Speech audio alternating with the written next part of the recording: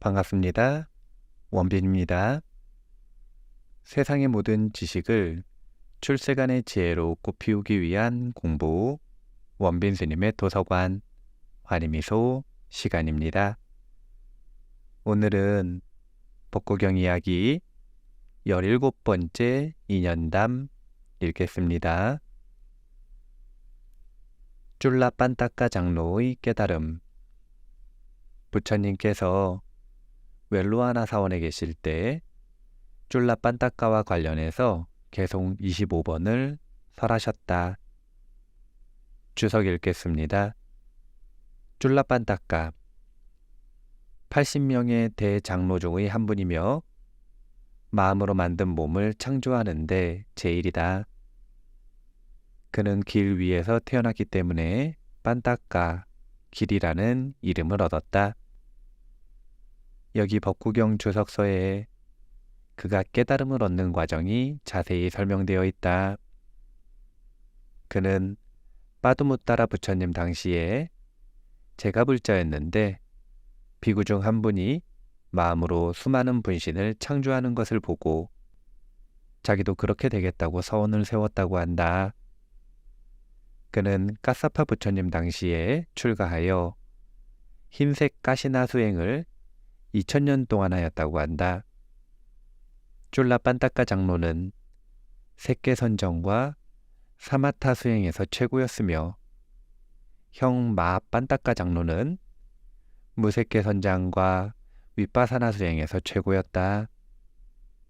다른 비구들은 분신을 한두 명 정도밖에 창조하지 못하였지만 그는 한 번의 모양이 전혀 다른 1000명의 분신을 창조할 수 있었으며 창조한 분신들이 모두 각각 다른 일을 할 수 있었다고 한다. 비유경에 따르면 그는 18세에 출가하였다고 한다. 우다나에는 부처님께서 그를 칭찬하는 개송이 실려 있다. 계속 읽겠습니다. 쫄라빤따까의 탄생. 라자가의 부유한 상인의 딸이 나이가 차서 성숙해지자 부모는 그녀를 층층 꼭대기방에 살게 하고 지나칠 정도로 보호하고 감시하였다. 그럼에도 불구하고 그녀는 젊음의 열기와 성욕을 참지 못하여 하인과 사랑을 나누었다. 그녀는 자신의 부도덕한 행위를 남들이 알게 될까봐 두려워 남자에게 말했다. 우리는 이제 여기서 더 이상 살 수 없어요. 아버지 어머니가 알게 되면 사지를 찢어버리고 말 거예요. 우리 어디 도망가서 함께 살아요. 그들은 몇 가지 필요한 짐을 챙겨 손에 들고 집을 떠났다. 아무도 우리를 알아보는 사람이 없는 곳으로 가서 살면 문제가 없을 거야. 그렇게 말하면서 두 사람은 함께 길을 나섰다. 그들이 한 곳에 정착해서 살게 되자 아이를 임신하게 되었다. 출산일이 가까워지자 그녀는 남편과 상의했다. 일가부치 한 명도 없는 곳에서 아이를 낳게 되면 너무 힘들 거예요. 친정으로 가서 아이를 낳는 것이 좋겠어요. 남편은 친정에 가면 살아남지 못할까봐 두려워 오늘 갑시다, 내일 갑시다 하면서 차일피일 출발을 늦추었다. 젊은 아내는 생각했다. 이 바보는 자기가 큰 죄를 저질렀다는 것을 알고 감히 가려고 하지 않는군. 하지만 부모는 자식들이 잘 되기만을 바라지 않는가? 남편이 가든 안 가든 나는 가야겠다. 그녀는 남편이 밖에 나가 있는 동안 이웃에게 친정집에 간다고 이야기하고 짐을 챙겨 들고 길을 떠났다. 남편이 집에 돌아와서 아내가 보이지 않자 이웃에게 물었다. 그녀가 친정집으로 갔다는 말을 듣고 그는 급히 뒤를 쫓아가서 따라잡았다. 그녀는 길가에서 아이를 낳았다. 여보, 아들이요, 딸이요? 아들이에요. 이제 어떡하지? 아이를 낳았으니 친정에 갈 필요가 없어졌어요. 이제 집으로 돌아가요. 부부는 돌아가는 것이 최선책이라고 생각하고 집으로 돌아갔다. 그들은 아들이 길에서 태어났다고 해서 아이의 이름을 빤따까, 길이라고 지었다.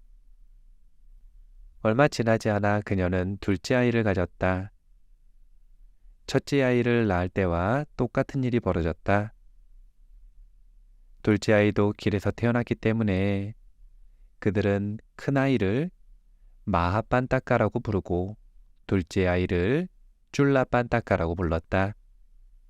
그들은 두 아이를 데리고 자기들의 보금자리로 되돌아갔다.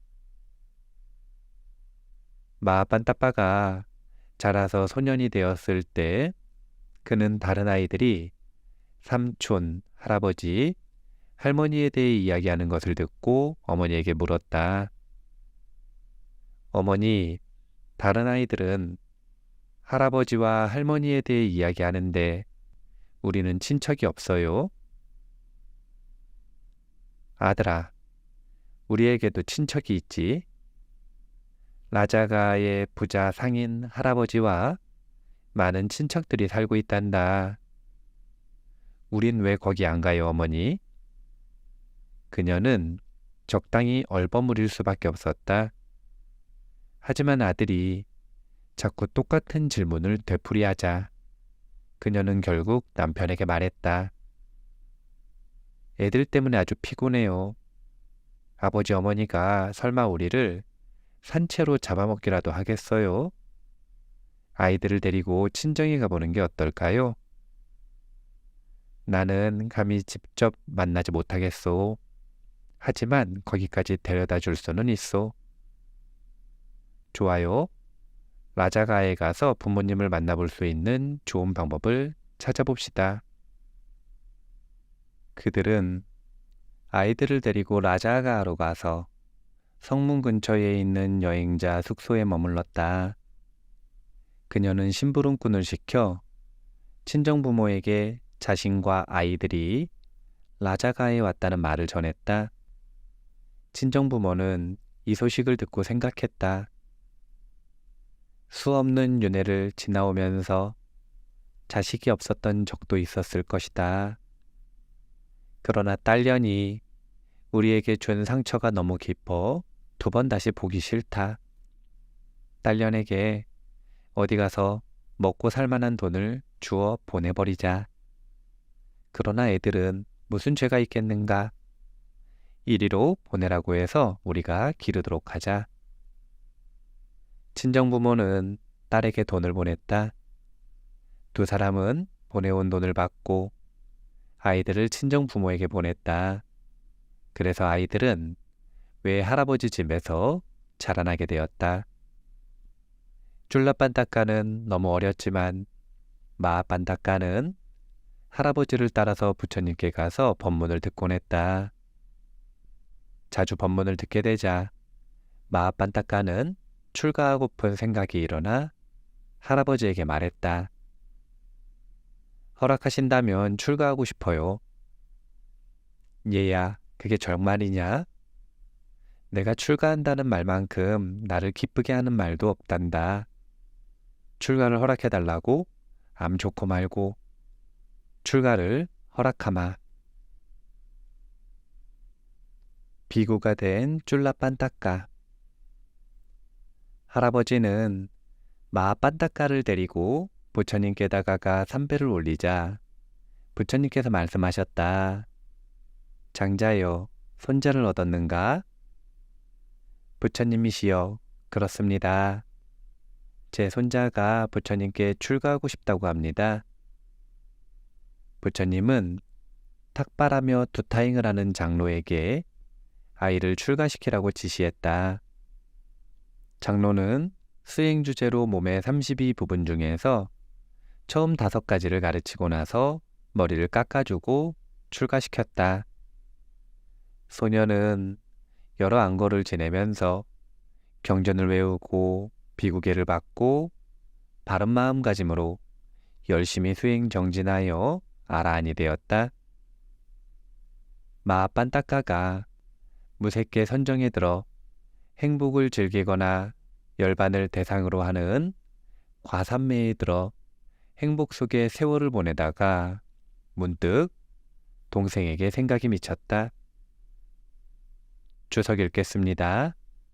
마하빤타카, 쫄라빤타카의 형이며 라자가에 사는 다나세띠의 손자였다. 그는 무색계 선정에서 최고였으며 그래서 인식의 정계에 능숙한 자 가운데 제일이다. 그는 빠두무따라 부처님 당시에 부처님께서 어떤 비구에게 이 분야의 제일이라고 칭찬하는 것을 듣고 자신도 그렇게 되기를 서원하였다고 한다.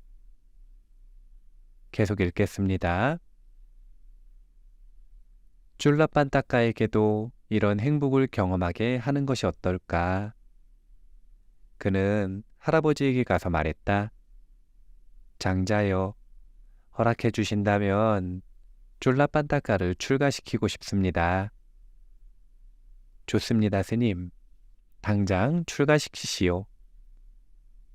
장자는 부처님의 가르침에 깊은 믿음을 가지고 있기도 했지만 사람들이 이 두 아이는 외손자입니까? 라고 물으면 도망친 딸의 아들들입니다. 라고 말하기가 부끄러워서 출가하는 것을 기쁘게 허락하였다고 한다.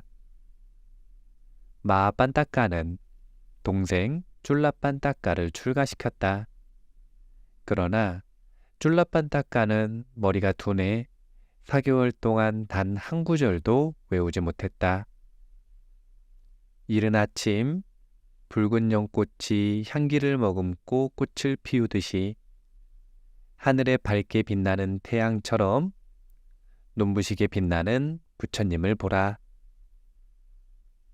위없는 깨달음을 얻으신 까사파 부처님 시대에 그는 지혜가 뛰어난 사람이었다. 그는 출가하여 비구가 된 후 머리가 모자라지만 열심히 경전을 배우려고 노력하는 한 비구를 멍청이라고 놀리고 조롱하였다. 조롱받은 비구는 더 당황해서 개성 한 구절도 외우지 못했다. 이 과보로 쫄라빤타카는 멍청이로 태어나 한 문장을 외우면 앞에 외웠던 문장을 잊어버렸다. 그가 이 개성을 외우려고 애쓰는 동안 4개월이 지나갔다. 마하빤타파가 동생 쫄라빤타카에게 말했다. 쫄라빤타카야, 부처님 가르침을 배우는 것은 내 능력으로는 불가능하다. 4개월 동안 한 개성도 외우지 못했는데 어떻게 깨달음을 성취할 수 있겠느냐? 사원을 떠나 세속으로 돌아가거라. 형은 동생에게 집으로 돌아가라 했지만 쫄라빤타카는 부처님 가르침에 신심이 있어서 세속으로 돌아가고 싶지 않았다. 그때 마하빤타카 장로는 공양청이 들어오면 비구들에게 알리고 배정하는 소임을 보고 있었다. 어느 날 지왁과 꼬마라 바짜가 많은 꽃과 여러 종류의 향수를 가지고 지왁과 망고 사원으로 가서 부처님께 꽃과 향을 올리고 삼배를 들리고 법문을 들었다. 그는 법문을 듣고 나서 부처님께 삼배를 드리고 자리에서 일어나 마하빤타카 장로에게 다가가 여쭈었다. 주석 읽어드릴게요. 지왁과 꼬마라 바짜. 그는 부처님 당시 중국의 화타에 버금가는 유명한 의사였다. 그는 라자가의 기생 살라와띠의 아들로 태어났으며 아바야 왕자에게 입양되었다.